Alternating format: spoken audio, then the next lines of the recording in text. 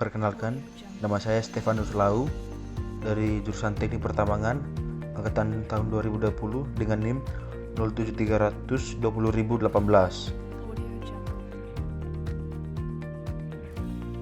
Nomor 1A, jelaskan grafik konseptual geoteknik tambang berikut. Jadi, untuk grafik konseptual dari geoteknik tambang yang terdapat pada grafik, semakin besar tinggi sudut lereng, maka tingkat keselamatan juga semakin rendah dan memerlukan biaya yang sedikit.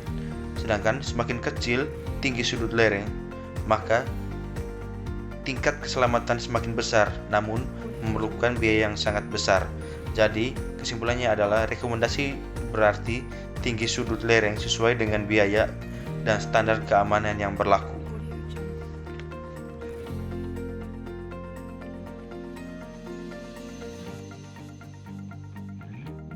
Lereng di tambang terbuka dibagi menjadi 3 bagian tubuh sesuai skalanya, yaitu beach, interramp, dan overall slope. Yang pertama yaitu beach. Beach adalah skala tubuh lereng yang paling kecil di tambang terbuka. Bagian tubuh ini hanya terdiri dari satu lereng tunggal. Komponen dari beach ini terdiri dari 3. Yang pertama, tinggi lereng tunggal atau beach height terdiri dari setiap satu lereng tunggal beach. Yang kedua yaitu lebar lereng tunggal atau beach width. Lebar total dari setiap satu lereng tunggal atau beach di dalamnya biasa terdapat komponen berupa berm yang berfungsi menahan jatuhnya longsoran material dari beach di atasnya. Yang ketiga yaitu sudut lereng tunggal atau beach face. Nah, sudut dari setiap lereng tunggal atau beach. Cara menghitung sudutnya adalah dari kaki lereng hingga puncak lereng, tui to crease. Yang kedua yaitu interramp. Ramp adalah sebutan untuk jalan tambang yang posisinya berada pada tubuh lereng tambang terbuka dan berfungsi untuk jalur keluar masuknya unit alat berat ke wilayah penambangan. Interramp adalah sebutan untuk bagian tubuh lereng tambang terbuka yang terpotong atau berbatasan dengan ramp. Biasanya, interramp terdiri dari beberapa beach. Yang menandakannya adalah lebar di bagian crease lebih panjang dikarenakan harus bisa dilewati 2 hingga 3 kali lebar alat berat yang melewatinya. Adapun komponen dari tubuh lereng skala interramp ini, yang pertama yaitu tinggi interramp. Tinggi pada skala ini mengikuti dari desain tambang yang telah dibuat. Umumnya yaitu 2 kali sampai 3 kali tinggi beach atau bahkan bisa lebih. Yang kedua yaitu lebar interramp. Lebar interramp biasanya mengikuti perhitungan dari lebar alat berat yang dipakai, termasuk pertimbangan jumlah jalur yang ingin dipakai, ditambah dengan pembuatan berm serta pertimbangan regulasi dan lainnya. Umumnya jauh lebih lebar dibandingkan lereng skala beach. Yang berikut yaitu sudut interramp. Cara menghitung sudut keseluruhan dari interramp berbeda dengan cara menghitung beach yang dari kaki ke puncak lereng. Untuk sudut derajat lereng, skala ini dihitung dari kaki beach paling bawah hingga ke kaki beach terakhir sebelum terkena ramp atau jalan tambang. Yang berikut yaitu overall slope. Overall slope atau lereng keseluruhan adalah skala terbesar dari tubuh lereng tambang terbuka, di mana tinggi lereng ini mencakup dari lantai pit atau pit floor hingga ke puncak pit atau pit crest. Skala lereng ini bisa terdiri dari kumpulan beach dan beberapa interramp. Bisa juga terdiri dari kumpulan beach atau satu interramp, atau bahkan bisa hanya terdiri dari kumpulan beach saja tanpa ramp.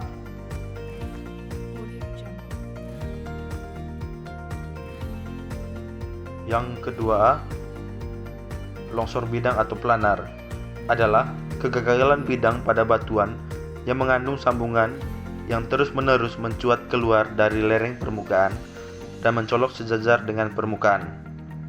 Longsor bidang merupakan suatu longsor batuan yang terjadi karena bidang luncur yang dianggap rata. Bidang luncur tersebut dapat berupa bidang kekar, rekan atau join maupun bidang perlapisan batuan. Syarat-syarat terjadinya longsor bidang yang pertama adalah terdapat bidang licin bebas, delik, berarti kemiringan bidang lurus lebih kecil daripada kemiringan lereng.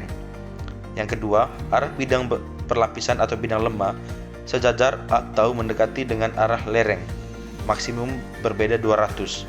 Yang ketiga, kemiringan bidang luncur atau lebih besar daripada sudut geser dalam batuannya. Yang keempat, terdapat bidang geser pada kedua sisi longsoran.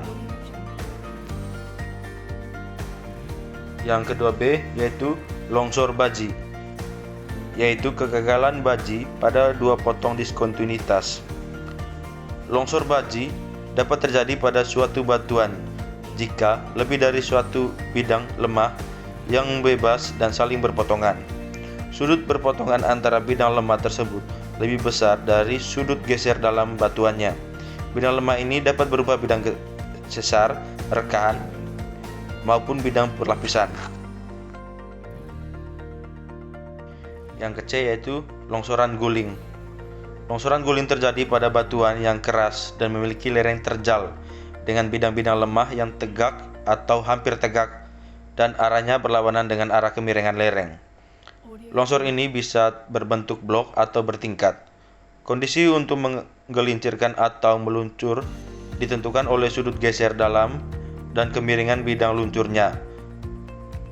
Tinggi blok dan lebar blok terletak pada bidang miring. Yang kedua D yaitu longsor busur. Longsor busur adalah yang paling umum terjadi di alam, terutama pada batuan yang lunak atau tanah.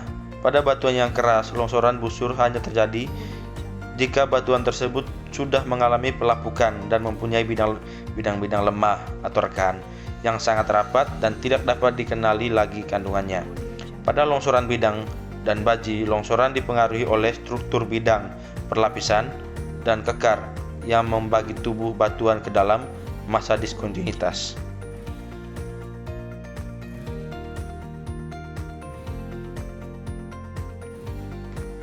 Yang pertama yaitu merencanakan program penyelidikan. Desain potongan batu seringkali merupakan proses iteratif yang dimulai dari penyelidikan awal melalui desain awal dan akhir yang diikuti oleh konstruksi. Biasanya terdapat 3 tahap untuk penyelidikan yang sempurna, yaitu sebagai berikut. Yang pertama yaitu penyelidikan atau pengintaian. Yang kedua, pemilihan rute atau desain lereng pit awal. Dan yang ketiga yaitu penyelidikan detail. Kemudian parameter desain yang diselidiki adalah yang pertama geologi, kedua kekuatan batuan. Parameter yang biasanya digunakan adalah kekuatan geser pada diskontinuitas dan massa batuan. Yang ketiga yaitu air tanah. Penyelidikan atau prospeksi situs lokasi. Bagian dari pengintaian situs manapun adalah pengumpulannya dari semua data relevan yang ada di situs, mulai dari data yang dipublikasikan baik dari pemerintah maupun sumber pribadi untuk pengamatan kinerja lereng alami yang ada dan memotong permukaan. Yang berikut cara dalam penyelidikan atau prospeksi situs lokasi. Yang pertama, fotografi udara dan terestrial dengan interpretasi penginderaan jarak jauh. Yang kedua, penyelidikan geofisik dengan metode seismik. Yang berikut yaitu pengamatan geologi. Pemetaan geologi dari singkapan permukaan atau potongan yang ada dalam formasi geologi yang serupa dengan di mana penggalian akan dilakukan. Biasanya memberikan informasi mendasar tentang lokasi kondisi yang diperlukan untuk desain lereng. Yang kedua, pemetaan geologi terdiri atas pemetaan garis dan window dan pemetaan stereogrametri dari diskontinuitas. Yang keempat yaitu diamond drilling. Jadi dari 2 tipe informasi yang didapatkan. Yang pertama, kekuatan batuan in situ, frekuensi pecahan, dan karakteristik zona gesekan. Yang kedua yaitu diamond drilling terdiri atas operasi diamond drilling, core logging, dan orientasi core.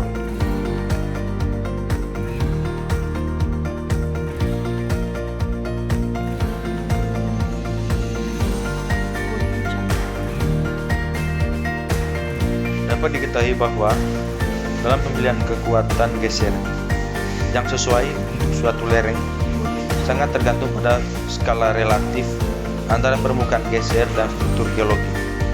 Pada lereng tambang terbuka diilustrasikan pada gambar di bawah, dimensi lereng secara keseluruhan jauh lebih besar daripada panjang diskonitas, sehingga setiap permukaan kegagalan akan lewat melalui massa batuan yang disambung, dan kekuatan batuan yang sesuai untuk digunakan dalam desain lereng pit adalah massa batuan.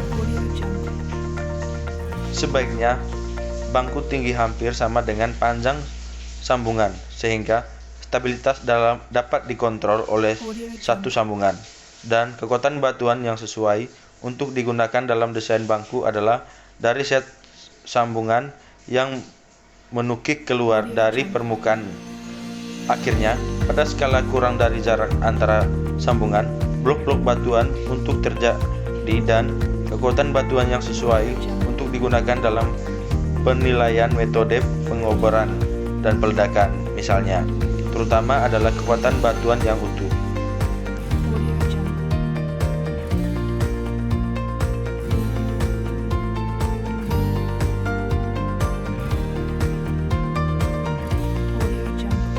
Yang ke-A, asumsi sejumlah sampel uji dipotong dari blok batuan yang mengandung diskontinuitas planar yang halus. Selanjutnya, diskontinuitas tersebut mengandung bahan pengisi yang disemen sedemikian rupa sehingga A. Gaya tarik harus diterapkan pada keduanya bagian dari sampel untuk memisahkannya. Setiap sampel dikenai gaya pada sudut siku-siku ke permukaan diskontinuitas tegangan normal, dan gaya diterapkan pada arah yang sejajar dengan diskontinuitas tegangan geser, sedangkan geser perpindahan diukur. Kemudian gambar B, pada perpindahan yang kecil, spesimen berperilaku elastis dan tegangan geser meningkat secara linear dengan perpindahan. Saat gaya yang menahan gerakan diatasi, kurva menjadi tidak linear dan kemudian mencapai maksimum yang mewakili kekuatan geser puncak diskontinuitas. Setelah itu, tegangan yang dibutuhkan untuk menyebabkan perpindahan menurun dan akhirnya mencapai nilai konstan disebut sebagai kekuatan geser sisa. Gambar C, ciri-ciri dari plot ini adalah pertama, bahwa itu kira-kira linear dan kemiringannya dari garis tersebut sama dengan sudut geser puncak dari permukaan batuan. Kedua, intercept dari garis dengan sumbu tegangan geser mewakili kekuatan kohesif C dari penyemanan material. Komponen kohesif ini dari total kekuatan geser tidak bergantung pada normal tegangan, tapi komponen gesekan meningkat dengan meningkatkan tegangan normal. Yang untuk gambar D, untuk kondisi kekuatan sisa, kohesi hilang setelah berpindahan telah merusak penyemanan tindakan. Pada diagram Moore, ini diwakili oleh garis kekuatan yang melewati titik asal dari grafik, sehingga sudut gesekan sisa adalah kurang dari sudut gesekan puncak karena geseran perpindahan menggiling ketidakteraturan kecil pada permukaan batuan dan menghasilkan permukaan yang lebih halus dan lebih rendah permukaan gesekan. Nomor 5, pengaruh air tanah. Jelaskan kondisi air tanah terhadap pit slope dari gambar di samping. Kondisi air tanah terhadap pit slope di discharge. Untuk lubang tambang di area pembuangan atau discharge area, aliran air tanah jauh dari lubang pembuangan, sehingga di bawah lantai lubang tambang memiliki tekanan yang rendah. Sedangkan kondisi air tanah terhadap pit slope ridge area, jika lubang tambang atau pit terletak di bawah area isi ulang atau ridge area, maka aliran air tanah menuju ke lubang dan tekanan artesis dapat dikembangkan di bawah lantai lubang tambang atau pit floor.